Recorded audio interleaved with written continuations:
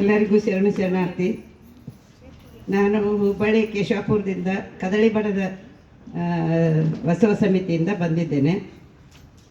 ನಮಗೆ ಬಸವ ಸಮಿತಿಯಲ್ಲಿ ವಚನದ ಸ್ಪರ್ಧೆ ಇಟ್ಟಿದ್ದಾರೆ ಅಂದ ತಕ್ಷಣ ನಮಗೆಲ್ಲರಿಗೂ ತುಂಬ ಖುಷಿ ಆಯಿತು.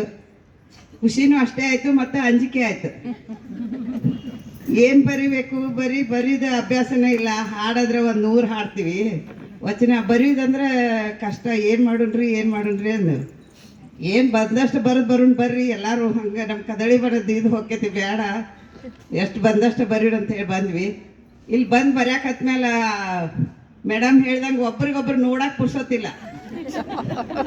ಅವರು ಏನ್ರಿ ಆರಾಮಂದ್ರೆ ಏನು ಆರಾಮಿಲ್ಲ, ಏನಿಲ್ಲ, ನಮ್ದು ಬರೆಯೋದೇ ಮೇನ್ ಆಗಿದೆ. ತುಂಬ ಬರೀದ ಇತ್ಕಪ್ಪಿರಿ ಮಾತಾಡ್ಸ್ಬೇಡ್ರಿ ಅಂದ್ ನಮ್ಮನ್ನಂತ. ಹಂಗೆ ಏನೋ ಒಂದು ಮನಸ್ಸು ಮಾಡಿದ್ರೆ ಏನಾದರೂ ಮಾಡ್ಬೋದು ಅಂತ. ನಮಗೆ ಆಗೋದಿಲ್ಲ ಅಂತ ಮನ್ಯಾಗ ಕೂತ್ಕೊಳ್ಳೋ ಬದ್ಲಿ ನಮಗೆ ವಯಸ್ಸಾದರೂ ಪರವಾಗಿಲ್ಲ, ಬಂದಷ್ಟೇ ಬರೀವ್ನು. ನಾವಿನ್ನೂ ಇಷ್ಟು ಅಲ್ಲಿ 80 ವರ್ಷದವ್ರು ಬರ್ದಿದ್ದಾರೆ, ಅವ್ರ ಮುಂದೆ ನಮಗೇನು ಬಂದಷ್ಟೇ ಬರೀ, ಅವ್ರ ಮುಂದೆ ನಮಗೆ ಅಸಹ್ಯ, ಬರೋಣ ಬರ್ರಿ ಅಂತ ಹೇಳಿ ಬಂದ್ವಿ.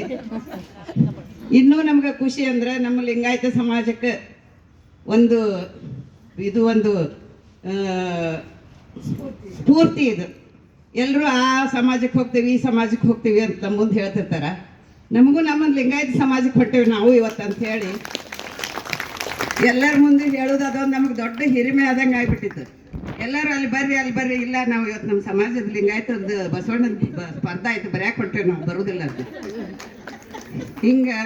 ಹಿಂಗೆ ಮೇಲಿನ ಮೇಲೆ ಹುಸ್ನೂರ ಅಕ್ಕವರು ಇಂಥದ್ದೆಲ್ಲ ಕಾರ್ಯಕ್ರಮ ಇಟ್ರೆ ನಾವು ಬರೀಲಾರ್ದವರು ಬರಿಬೇಕಂತ ಮನಸ್ಸು ಬರ್ತೈತಿ. ಮತ್ತು ನಮ್ಮ ಸಮಾಜ ಬಸವಣ್ಣವ್ರದ್ದು ಎಲ್ಲರಿಗೂ ನೆನಪು ಉಳಿತೈತಿ.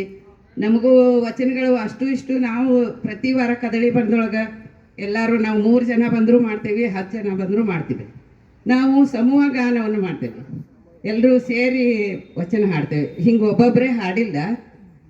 ಇನ್ಮೇಲೆ ನಿಮ್ಮನ್ನೆಲ್ಲ ನೋಡಿ ನಮಗೂ ಖುಷಿ ಆಗೈತಿ. ನಾವು ಇನ್ಮೇಲೆ ಮೊನ್ನೆ ನಾವು 30 ಬರ್ದೇವೆ, ಬರಲಾರ್ದವರು ನೀವು ಬಂದವ್ರು 70 ಬರ್ದಿರೋದ್ಮೇಲೆ ನಾವು ಮುಂದಿನ ಸಲ 70 ಯಾಕೆ 140 ಬರೀನ ಅಂತೇಳಿ ಆಸೆ ಮಾಡ್ಕೊಂಡೆವು. ಇಷ್ಟೇ. ನನಗೆ 1-2 ಮಾತು ಮಾತಾಡ್ಲಿಕ್ಕೆ ಕೊಟ್ಟಿದ್ದಕ್ಕೆ ಧನ್ಯವಾದಗಳು. ತಪ್ಪಿದ್ದಲ್ಲಿ ಕ್ಷಮಿಸ್ರಿ.